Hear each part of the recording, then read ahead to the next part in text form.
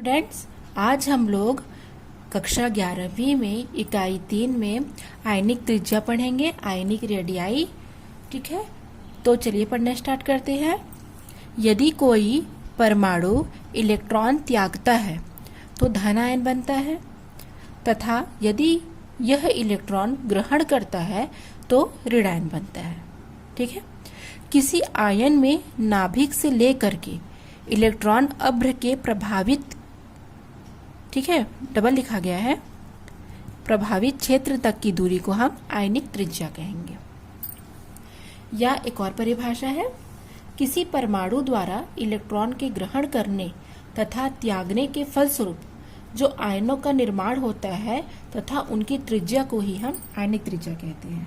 ठीक है, ये डेफिनेशन हो गया। अब मैं आपको इसको समझाती हूँ। ठीक है, यहाँ पर एक परमाणु लेना है हमको। ठीक है, तो मान के चलो यहाँ पर मैं लेती हूँ एक परमाणु,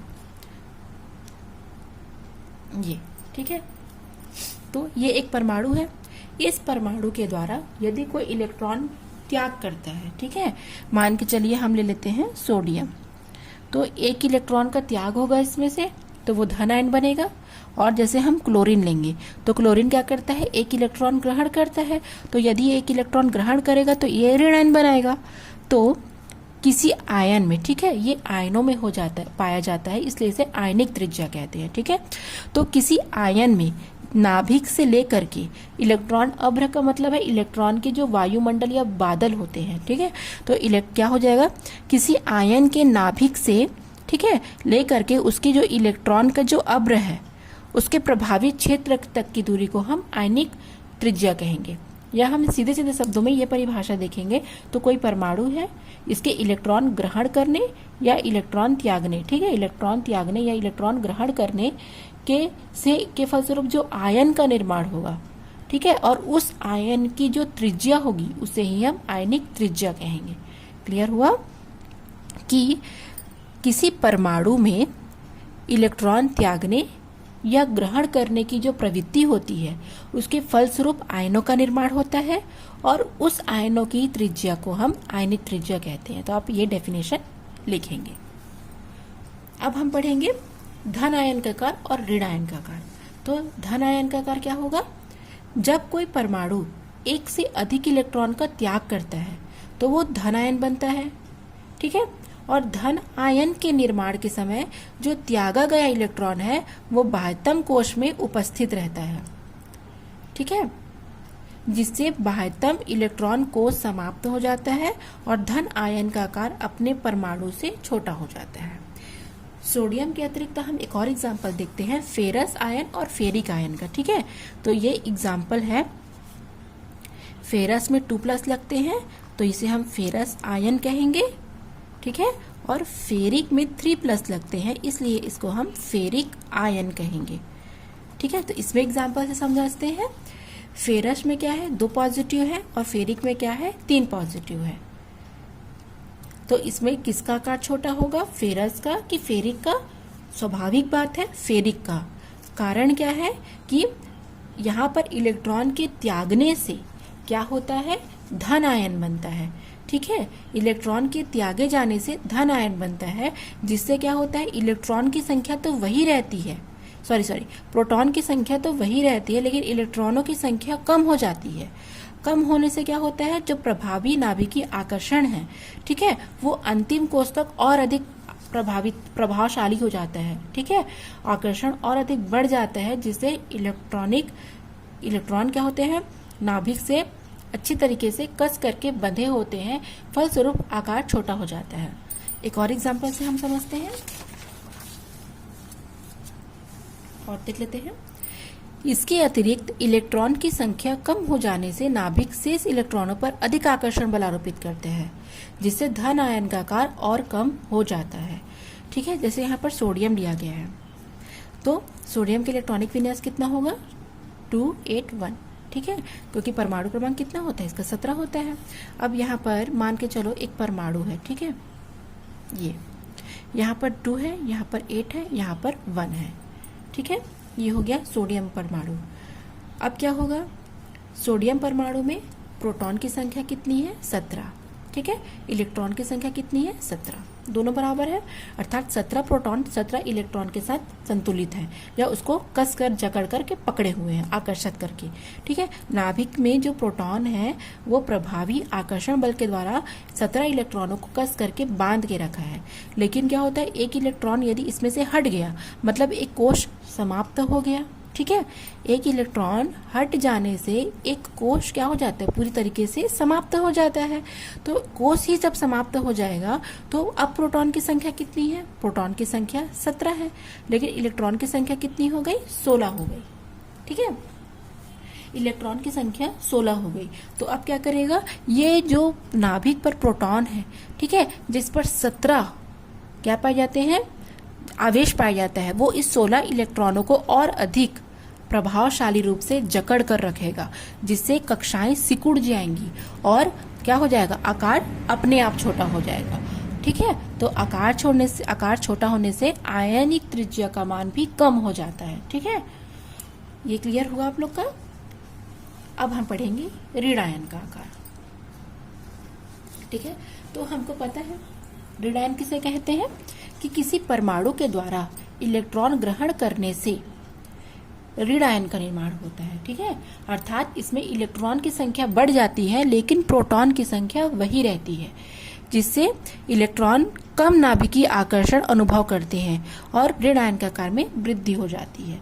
इसको हम समझेंगे क्लोरीन से। ठीक है, क्लोरीन, तो क्लोरीन का इलेक्ट्रॉनिक विन्यास क्या हो जाएगा, 1 2 3। ठीक है, यहाँ पर 2, यहाँ पर 8, यहाँ पर 7, ये इसका क्लोरीन का परमाणु है और यहाँ पर इसका इलेक्ट्रॉनिक विन्यास भरा गया है।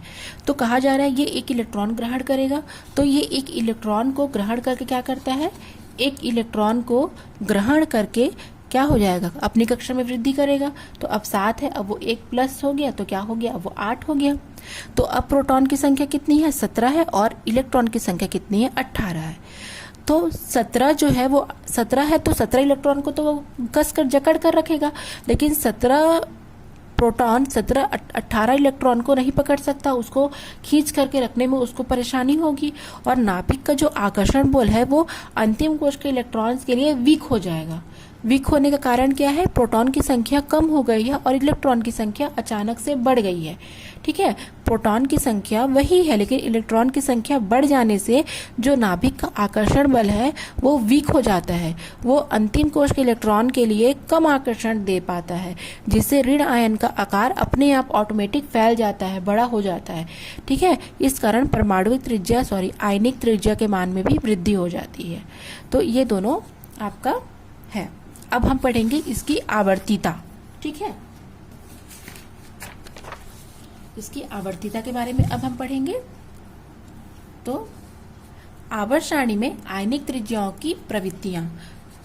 तो सबसे पहले हम पढ़ेंगे कि आवर्त में, तो हमने परमाणु त्रिज्या कल के वीडियो में देखा था कि आवर्त में बाएं से दाएं जाने पर आयनिक त्रिज्या क्रमशः घटती जाती है, कम हो जाती है। और कम होने का कारण है कि परमाणु क्रमांक में तो वृद्धि होती है लेकिन नाभिकीय आवेश में वृद्धि है ना, मुख्य ऊर्जा स्तरों की संख्या में परिवर्तन नहीं होंगे।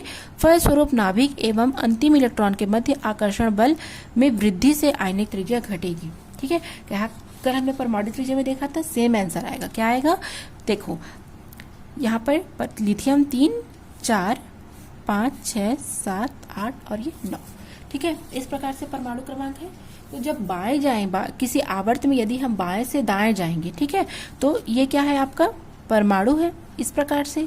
ठीक है, तो ये मान के चलो प्रथम कोश है, तो क्या होगा, यहाँ पर लिथियम है तो 3, फिर 4, फिर 5 6 7 8 9, इस प्रकार से क्या हो रहा है, एक एक इलेक्ट्रॉन की संख्या बढ़ती जा रही है। ठीक है, परमाणु क्रमांक में वृद्धि हो रही है तो एक एक इलेक्ट्रॉन बढ़ रहा है, लेकिन इसमें कोई नया कोश नहीं बन पा रहा है। ठीक है, इलेक्ट्रॉन की संख्या तो बढ़ रही है लेकिन कोई नया कोश नहीं बन पा रहा है, जिससे नाभिक का अंतिम कोश के इलेक्ट्रॉन के लिए जो आकर्षण है वो बहुत अधिक होगा और आकर्षण अधिक होने से ये क्या करेगा, परमाणु को अपनी ओर खींचेगा, सिकुड़ जाएगा परमाणु और उसका आकार छोटा हो जाएगा, इसलिए आयनिक त्रिज्या का मान कम हो जाएगा। ठीक है, क्लियर हुआ। सेम परमाणु त्रिज्या में जो आंसर था वही आएगा कि बाएं से दाएं जाने पर परमाणु क्रमांक में तो वृद्धि होती है लेकिन नए कोश की उत्पत्ति नहीं होती है, उसी कोश में इलेक्ट्रॉन भरते जाते हैं। जिससे नाभिक का अंतिम कोश के इलेक्ट्रॉन के लिए जो आकर्षण है वो और अधिक बढ़ जाता है। फलस्वरूप कक्षाएं सिकुड़ जाती हैं और परमाणु का आकार छोटा हो जाता है, जिससे आयनिक त्रिज्या का मान कम हो जाता है और वो क्या हो जाता है, घट जाती है। उसके बाद हम पढ़ेंगे वर्ग या समूह में। तो समूह में अगर हम ऊपर से नीचे की ओर आएंगे तो तत्वों के परमाणु क्रमांक तो बढ़ेगा, साथ ही साथ आयनिक त्रिज्या के भी मान में वृद्धि होगी। इसका कारण परमाणु में नई उत्तरोत्तर नई कक्षा का जुड़ना है। इस प्रभाव से नाभिक और संयोजी कोश में इलेक्ट्रॉन के मध्य वैद्युत आकर्षण उत्तरोत्तर घटता है और वैद्युत आकर्षण में होने वाली कमी से आयनिक त्रिज्या का मान क्या हो जाएगा, बढ़ जाएगा। ठीक है, इसको हम समझ लेते हैं।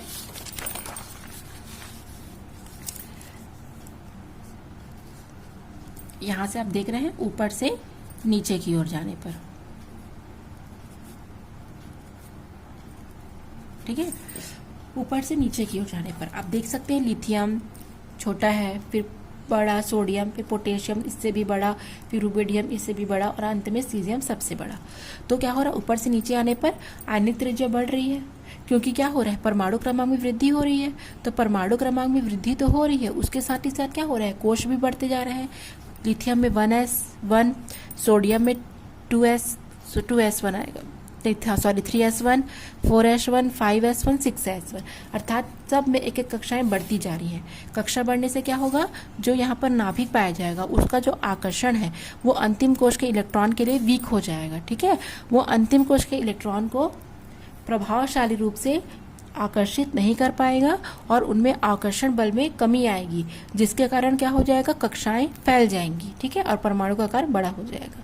तो ये कारण है कि किसी समूह में ऊपर से नीचे की ओर आने पर, ठीक है, परमाणु क्रमांक में वृद्धि होने के साथ साथ कोश की संख्या में भी वृद्धि होती जाती है, जिसके फलस्वरूप क्या हो जाता है, जिसके फलस्वरूप नाभिक का आकर्षण बल अंतिम कोश के इलेक्ट्रॉन के लिए वीक हो जाता है और कक्षाएं बढ़ जाती हैं और परमाणु का आकार बड़ा हो जाता है। इसलिए आयनिक त्रिज्या का मान भी बढ़ जाता है।